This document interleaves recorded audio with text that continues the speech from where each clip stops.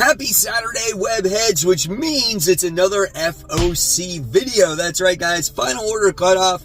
This list is powered by my local comic shop, Comic Central, highlighting some of the latest, the greatest, the newest, the hottest comic books getting ready to hit store shelves. So if you guys love daily comic book content, if you love me helping you make decisions on what comic books to buy, you came to the right place. Hit that subscribe button. So with that being said, guys, let's get started with this week's FOC.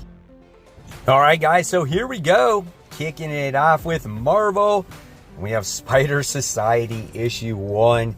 Yes, guys, it's another Spider-Verse event with every Spider-Man in it. You know what? I'm definitely going to check it out, but I'm not going to lie if I didn't say I was tired of Spider-Verse and all the multiple Spider stories. Hopefully, this is the last one that we'll see in a while, but we got some nice variants there, of course.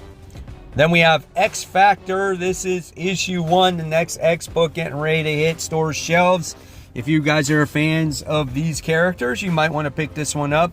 I'm a fan of the old school X Factor series back in the day, so I will definitely check this one out for sure. Then we have, which looks like it could be a fun book, Deadpool Team Up. This is issue 1. Looks like we never know what we could get in a Deadpool comic book and who's going to team up with him. And sometimes that might be the fun. And also, you get to see a cool bunch of variant covers in here. I like that bottom right one where we get to see them getting a giant thing of Coke there. So that's awesome. Then we have Venom War Spider-Man issue 1. So if you read Venom, you kind of got to see what's going on with the symbiote right now, how it could possibly connect to Peter Parker. What does the Venom War have to offer to the Marvel Universe at this point? And you know, what are going to be the ramifications of it? Is Eddie Brock going to be the King in Black anymore? Is there going to be a Dylan anymore? Is Eddie just going to be normal Venom? So we'll see what happens when this whole event is over. And then for the Ultraman fans, we have Ultraman X The Avengers, or Ultraman 10 The Avengers issue 1. So we got that going on. So Ultraman teaming up with Avengers. That could be a lot of fun if you guys are a fan of that hero. And then we have Iron Fist, who has a comic back for a 50th anniversary special. So if you love the character, you're going to want to check that one out. Then we have a pretty cool series right now. We have Ultimates. We're on issue 3. I've read the first issue. The second issue came out this current comic book week.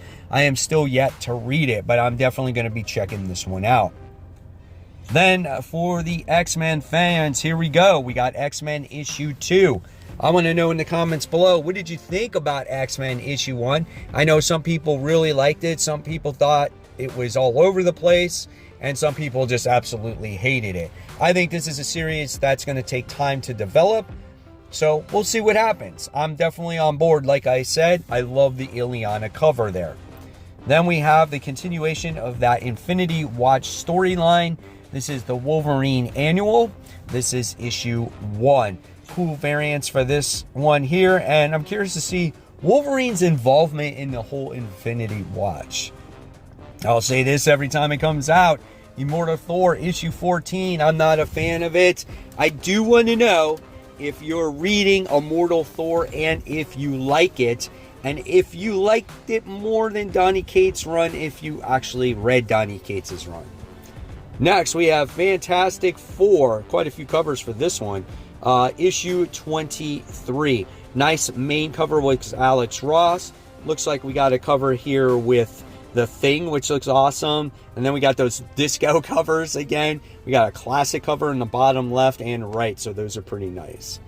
Then we have The Amazing Spider-Man, guys. Issue 55. Check out the disco one for Spider-Man. It looks actually kind of cool.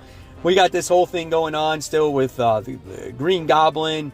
You know, I can't say anything anymore about The Amazing Spider-Man. It is what it is. It's going to wrap up soon, and we're just going to get that new story that's coming out from Joe Kelly, and that's that. All right, then we have Miles Morales Spider-Man issue 23. Overall, great series when it's not tied into some other events and not dealing with vampires, and maybe has some repetitive storytelling with like that character Hightail. The art is gorgeous in here. Overall, the best Miles Morales Spider-Man story I have read in quite some time. Look at the bottom left cover there. In Miles's eyes, it's absolutely the Vulture. It's actually the Vulture. It looks great. Love that. And then we're getting the conclusion to Sensational She-Hulk. This is issue 10. What's going to happen to the Jack of Hearts? Is Sensational She-Hulk going to join the Avengers?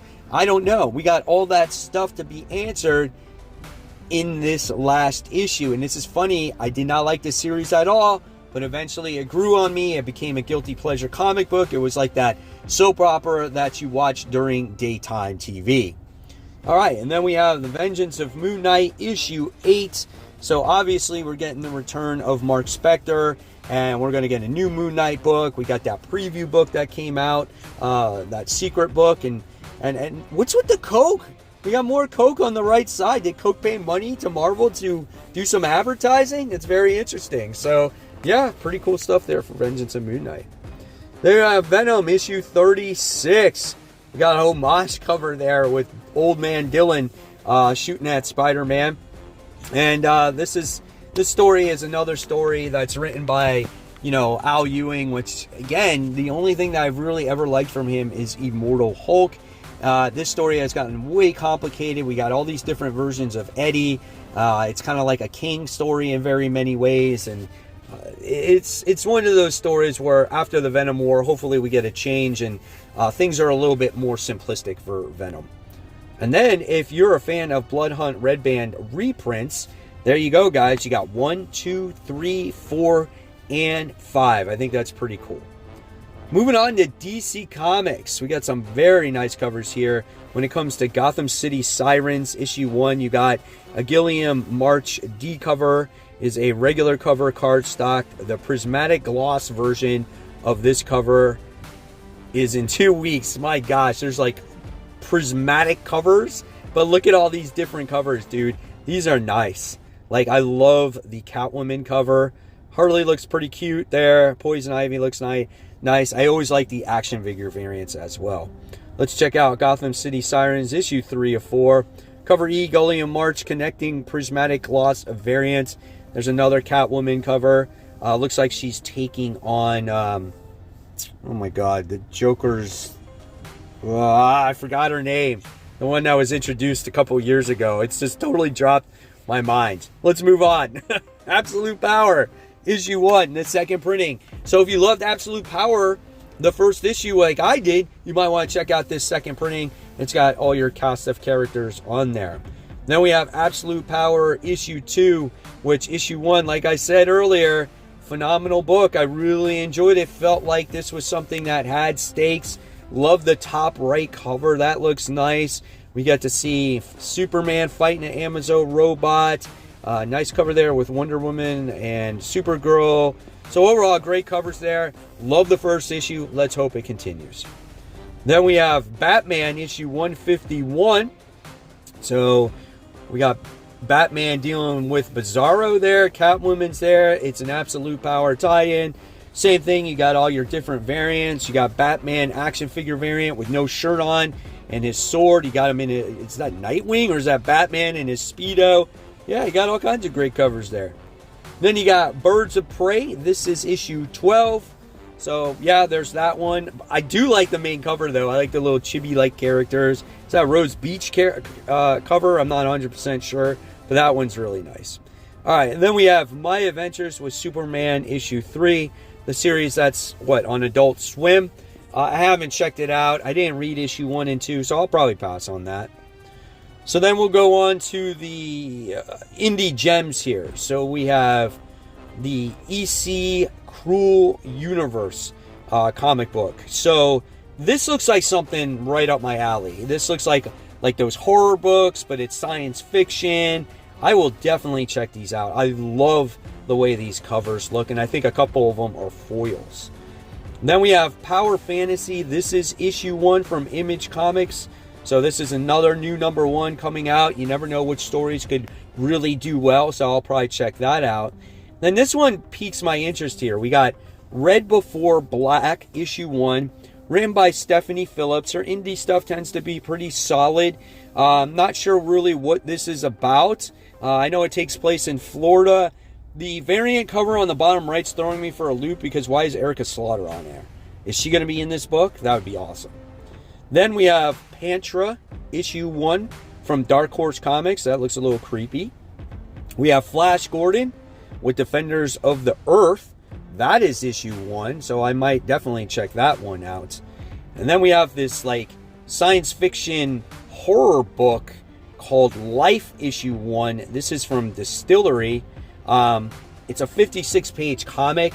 I'm on the fence when it comes to Distillery books. I've only read the one, which is White Boat, and it came out like a month ago. Like it came out at the end of the school year, and we still haven't gotten an issue 2 from that. So we'll see what happens with this one.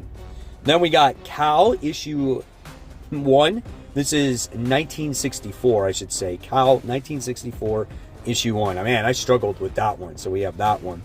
And then we have Cyber Force Shootout. This is one shot. So Cyber Force back from the 90s. It's just a one shot. If you're into those characters, you might want to check that one out. I know a lot of folks are enjoying Ain't No Grave. So this is issue 4, written by Scotty Young. Issue 3 did come out this week. So if you have not picked up your copy, I suggest you do so now. And then we have Scarlet. This is issue 3. This is, pretty solid book, but for my eyes, this is the weakest Energon Universe book that there actually is at this point in time. I don't see a connection to the Energon Universe as of yet, and maybe we'll get that by the time the series ends. Then we'll have I Lie Popeye issue 1. This came out on Free Comic Book Day, and the artwork in this book is absolutely phenomenal. I suggest that you guys pick this book up. I think this is going to be a lot of fun. I used to watch Popeye when I was a little kid.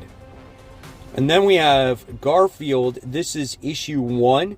Obviously, Garfield just hit the movie. So if you're a younger audience and you loved Garfield and you want to read a fun comic book, check out Garfield, this issue 1. Then we have Thundercats Chitara.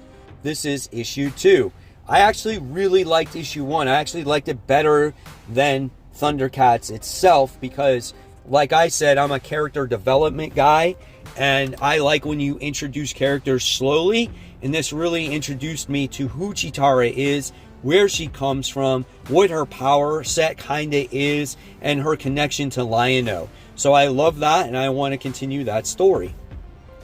Then we have Damaged People. This is issue 1.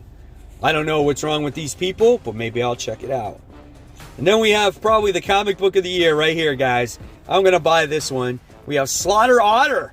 This is issue 1. I don't know, man. Something about it looks kind of cool. Could be fun. Could be for a younger audience out there. But I will be definitely putting this on the FOC. So there you have it, webheads. There are some of the newest comic books getting ready to hit the shops very soon. Like I said earlier, is there anything here that interests you? Let me know in the comments below. And of course, let your comic shop know so you don't miss out on those books. And guys, if you love the content, there's always more content right here for you to click on and keep watching. Of course, guys, support those local comic shops. Keep buying, keep collecting, but always remember, read your comics so we can have great comic conversation.